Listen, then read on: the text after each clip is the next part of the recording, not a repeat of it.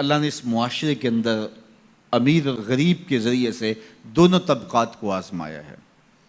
سارے لوگ دولت مند نہیں ہوتے، اگر سارے لوگ دولت مند ہو جائے تو نظم کائنات نہیں چل سکتا۔ سارے لوگ ہی جو ہے وہ غریب ہو جائیں تو پھر بھی نظم کائنات متاثر، اس نے اوپر نیچے رکھا، یہ اس کا نظم ہے۔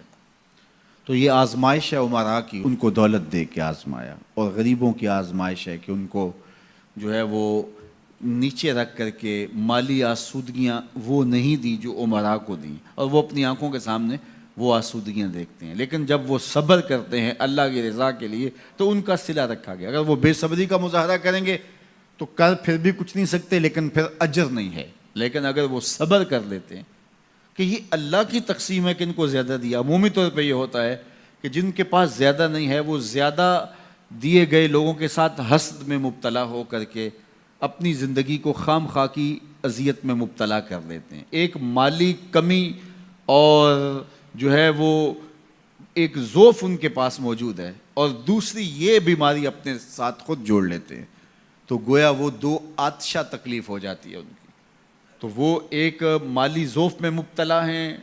اور آسودگی میسر نہیں ہے، اور ضروریات بہت ساری ہیں اور ان کو پورا کرنے کے لیے وسائل خاطر خواہ نہیں ہیں، اور دوسرا ان لوگوں سے وہ آتش حسد میں جلنے لگے جن کو اللہ تعالیٰ نے نوازا ہوا ہے، تو وہ اجر سے بھی محروم ہو گئے اور دوہری مصیبت میں مبتلا ہو گئے۔ لیکن اگر وہ سمجھتے ہیں ان کا مقسوم ان کے ساتھ اور میرا مقسوم میرے ساتھ، تو اللہ نے جو مجھے دیا ہے میں پہلے تو کوشش کروں کہ اپنے معاملات کو اس میں بہتر کرنے کی کوشش کروں۔ جب ہم دائیں بائیں سے دیکھ کے اپنے گھر کا بجٹ بناتے ہیں اور دائیں بائیں دیکھ کر کے جو ہے وہ اپنے امور زندگی کو طے کرتے ہیں تو پھر ہم مشکل میں مبتلا ہو جاتے ہیں، اور یہ کرنے والا کوئی شخص بھی چاہے وہ کروڑ پتی ہو وہ سوکھا نہیں رہ سکتا، کیونکہ وہ اپنے آگے لوگوں کو دیکھے گا۔ 5 مرلے کا ایک مکان ہے کسی شخص کا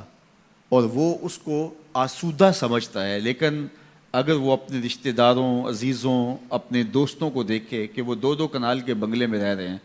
تو وہ 5 مرلے کا مکان سکڑنے لگے گا، اس کو تنگ لگے گا، اس کے اندر اس کی سانس گھٹنے لگے گی۔ لیکن اگر وہ دیکھے کہ میرا فلاں رشتہ دار 3 مرلے کے گھر میں رہتا ہے وہ بھی کرائے کا ہے، تو اس کو وہ گھر ہی محل دکھائی دینے لگے گا۔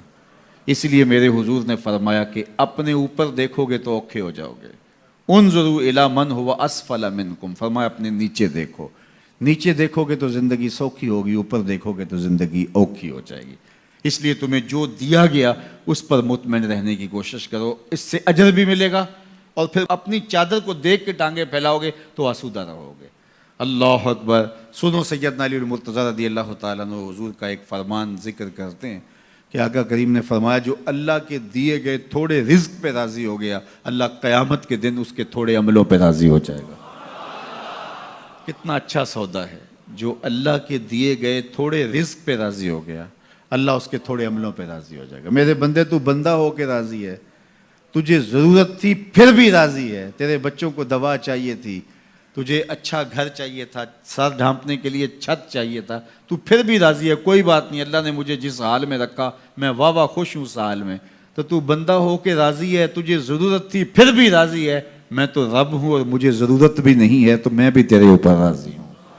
تو اللہ پر راضی ہونے کا جو فن سیکھ جاتے ہیں وہ زندگی گزارنے کا فن سیکھ جاتے ہیں۔ تو خواہ اپنے آپ کو مشقت میں ڈالنے کی بجائے جو میسر ہو اس میسر پر اللہ تعالیٰ کا شکر ادا کرنے کی عادت ڈالنی چاہیے، ورنہ اس سے بھی زیادہ تکلیف آ سکتی ہے، تو پھر یہ ماحول اور یہ حیثیت انسان کو جنت لگے گی۔